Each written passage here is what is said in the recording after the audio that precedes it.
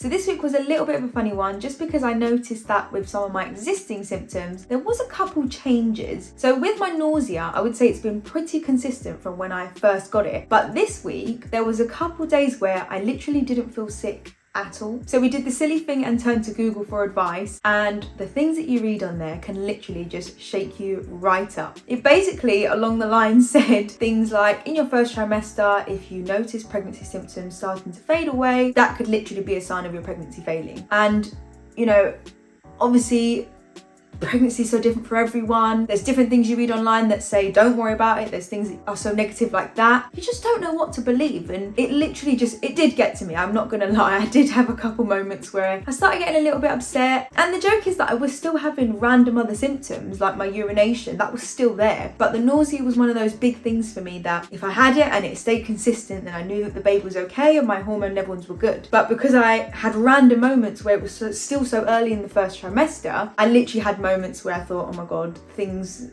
I don't know. It's so easy to fixate on the negativity and literally prepare for the worst. And that's what we were trying to not do. So we were focusing on all the existing symptoms that I still had, and obviously none of the obvious bad signs that you could experience from a failed pregnancy. So other than just the nausea coming and going, you know, we sort of let it go for a few days and it came back. So it was just one of those random weeks where it just hit at really random times. So we had a little dip of emotions, but you know, we stayed calm, didn't overthink it, and eventually we came out thinking, all right, it's all good.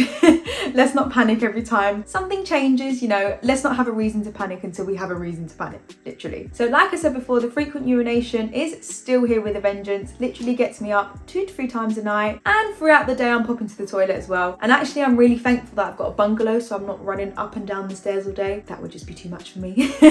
But yeah, that's a symptom that still hasn't changed and is in its full swing. One thing I did notice this week was my increased appetite. I literally want to eat all the time. I'm constantly thinking about food, and once I've eaten one meal, I'm like, right, about 2 to 3 hours later I'll be eating my next meal. Just hold it till then. And it's so hard because it's so easy to just keep eating and eating and eating. But I am trying to be mindful to not eat for 2, as they say, and you know, use this as a reason to just stuff my face and put on a lot of weight. I mean, I am trying to still take care of myself, still eat all the right foods, not overeat too much, but obviously not starve myself either. You know, I'm not on a diet. I'm gonna eat what I want, but just within reason. But what I'm trying to do is just eat smaller meals but often, so that I'm not waiting too long throughout. And definitely after dinner I always have to have something, otherwise I literally feel like I'm fasting. So I'll eat dinner about 6ish, and then by about 8:30, 9 I'll opt for a snack, depending on how hungry I was, or depending how big dinner was, I guess. Sometimes it might just be like a big orange and that will suffice, or I might be really hungry and just have a bowl of cereal. Basically whatever I feel at the time, but eating, giving into my appetite but not blowing out.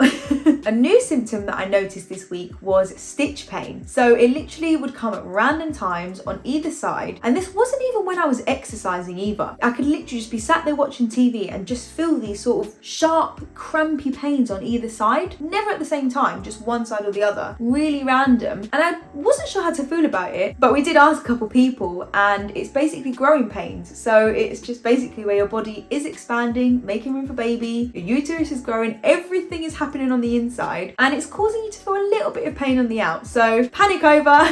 They didn't last too long, to be honest. They'd come at random points in the day, didn't last long at all. Thankfully the stitch pain hasn't been too painful where it stops me from doing anything. It's literally just a feeling that I'll have throughout the day, random times, but doesn't affect anything. And again, it's bittersweet because I know that things are happening on the inside that, you know, they're showing me in the outside. What's funny to think is that all of this is happening on the inside, and obviously because it is my first pregnancy, and something I didn't actually say in last week, but my midwife advised that with your first pregnancy you might not show until 16 to 20 weeks, which is actually crazy to think the baby's going to be that far gone and you still can get away with not looking pregnant. I was expecting something a lot sooner when it comes to a bump, but obviously I'm only in week 9 and still no signs of pregnancy on the outside just yet. Literally I'm looking every morning, I'm waking up looking at my side, showing George, but no signs just yet. So I can't wait to see when that little bump has its appearance. But yeah, nothing to report at the moment. So that's pretty much everything that's happened in week 9. I hope you enjoyed this video and found good use in it. I look forward to updating you with everything that happens in week 10 next week. So thanks again for watching, and I'll see you there. Take care. Bye.